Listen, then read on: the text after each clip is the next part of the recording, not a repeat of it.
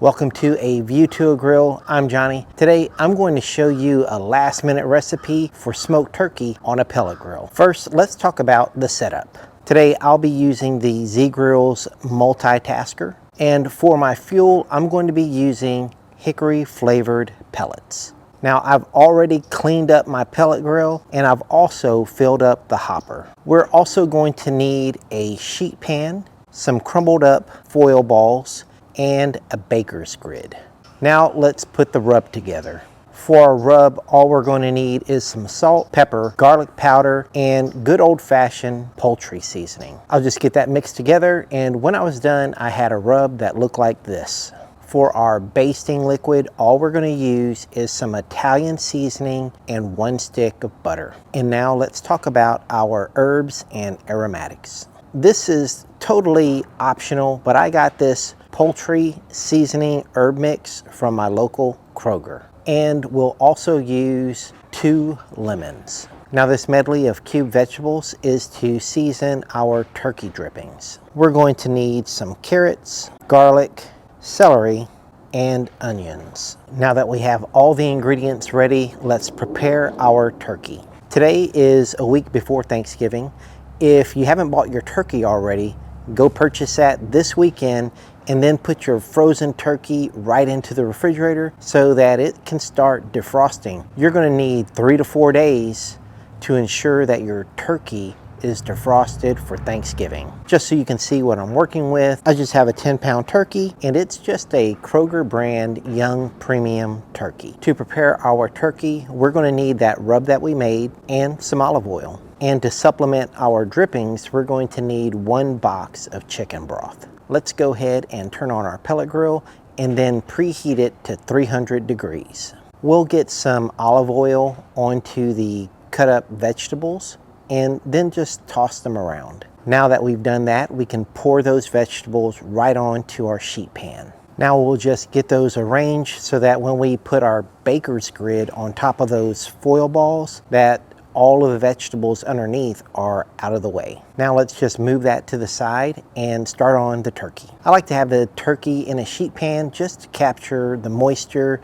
and to make cleanup easier. We're going to need to remove everything from the inside of the turkey. Now a lot of times your turkey will come trussed. I do not like the plastic truss that comes with the turkey, so I'm going to remove that as well. Now I'll take the wing tips and tuck them under the back of the turkey. Now I'll get some of that rub that we made and throw it inside the cavity of the turkey. Once I've done that, I'll get some paper towels and then pat dry the entire exterior of our turkey. Now we're ready to cut the lemons in half, get those stuffed in along with that packet of herbs that we bought. This is going to add flavor and moisture. Now I'll just get some butcher's twine and tie up the legs.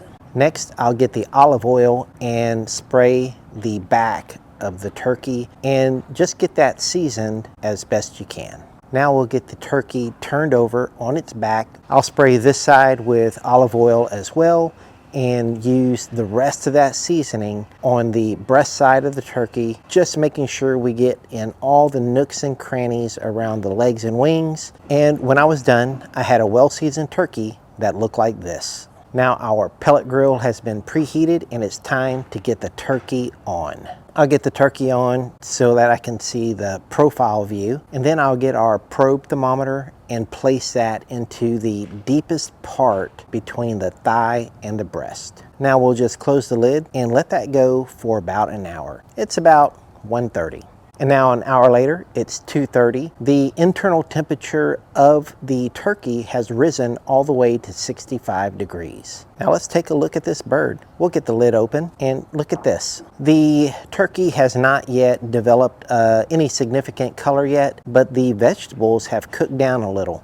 So now I'm going to add that box of chicken broth, and we're going to add the entire box. Now I'll just check the color closest to the back of the pit just to make sure we're not overcooking any part of the turkey. At this point, I think everything is looking good, so we're going to close the lid, give it about 30 minutes, and go inside and prepare our butter baste. All we're going to do is take that Italian seasoning and pour it right over the stick of butter. Now we'll get that into the microwave until it's melted. Once the butter has melted, we'll just get that all stirred together. Now it's 3 o'clock and we are an hour and a half in. Let's go ahead and baste that turkey. So some color is starting to develop, and you can see here that the wing on the right is starting to get a little darker than the wing on the left. We'll fix that. Now when we baste our turkey, we don't want to brush the butter mixture on. We just want to drizzle it, because if we brush it on, we're going to knock off that seasoning that we put on earlier. Now I'm going to use my ThermalWorks ThermoPop 2 to double check the temperature in various spots on the turkey. Now remember that right wing was a little darker than the left wing. So I'm going to go ahead and turn that turkey 180 degrees just to even out the cooking. Now I'll go ahead and butter baste this side of the turkey as well. And just to show you the unevenness of the cook, which is normal, this will happen in your oven as well. We'll take some temperature readings on this side of the turkey. And the temperature readings on this side of the turkey are a little warmer. That tells me that the convection in the pellet grill is a little hotter in the back than it is in the front. Now, I also want to crisp up that skin a little bit more, so I'm going to raise the temperature from 300 to 350 degrees. Now, 30 minutes later, we're now 2 hours into our cook. The internal temperature is 130 degrees, and it's time to baste this turkey again. And you can see the color development we got when we raised that temperature up to 350 degrees. Turkey's looking fantastic. We're just going to go ahead and make sure we baste the whole turkey again, and that's going to promote more color development. Now I'm going to do a quick temperature check again, and the ThermoPop is reading 125 degrees, whereas the Z-Grill's thermometer was about 130 degrees. Now, different thermometer companies, you're going to have different variances. So it's always good to have one of these ThermoWorks pin thermometers to verify all of your temperatures. Now I'm just going to turn the turkey so that it's facing forward, because that's going to help what I'm about to do. It's going to make it a lot easier. All I did was go inside, get another sheet pan, because I'm going to transfer the turkey on the grid over to another sheet pan so that I can remove all of those drippings that's inside the original sheet pan. Now let's take a look at these drippings. This is literally liquid gold. The drippings inside this pan make an out of this world gravy. All we have to do is get that pan, run all the contents through a strainer to separate the vegetables from the liquid. Once I've done that, I'll pour it into a fat separator. 30 minutes later, it is 4 o'clock and it's decision time. Let's go over to the USDA website and take a look at some numbers. On the website, they give you some times on how long it takes to defrost a turkey using 2 different methods. And they also give you some cooking suggestions. And right here, they tell you what the safe eating temperature of the turkey is. And it's 165 degrees. Now it's 4 o'clock and it's 2.5 hours into our cook. The internal temperature of the turkey is 155 degrees, and now it's decision time. Well, there are a lot of folks out there that say this would be the time to pull your turkey and let the residual heat get you up to that 165 degree mark. But I'm just going to be honest with you. I'm scared of poultry. I'm one of those people that like their poultry. I want to make sure that it gets to 165 degrees. So at this time, if you think pulling your turkey at 155 degrees, if you think the residual temperature will get you up to that safe eating zone, then you can start to think about pulling your turkey right now. However, I'm not going to do that. I'm going to let mine go just a little while longer. I like it to get into the 160 degree range before I pull my turkey.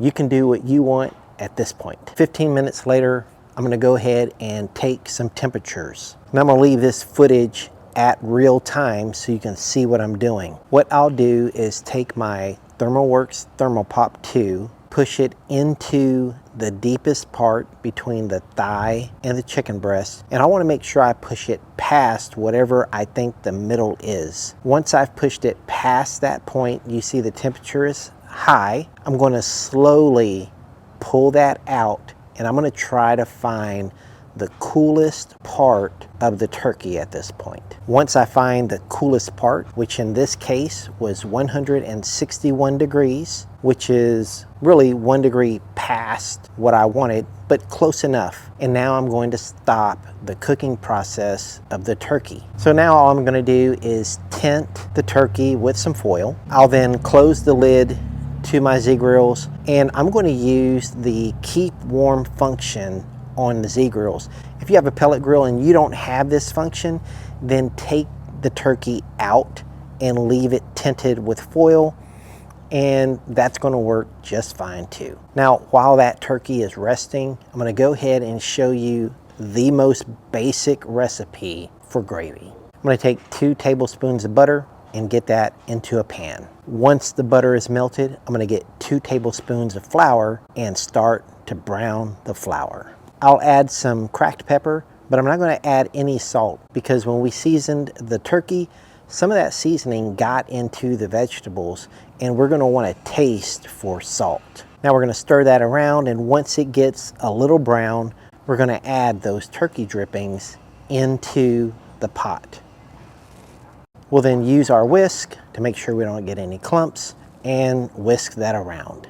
If the gravy is too thick, we can always supplement that, just like I'm doing here, with some additional chicken broth. And now you can see that the gravy is coating the back of my spoon, and it's a thickness that I like. This is a basic gravy recipe, but because you took a lot of care in collecting those drippings, this gravy is going to be, it's going to be fantastic. Now it's 4:45, and let's take a look at our results.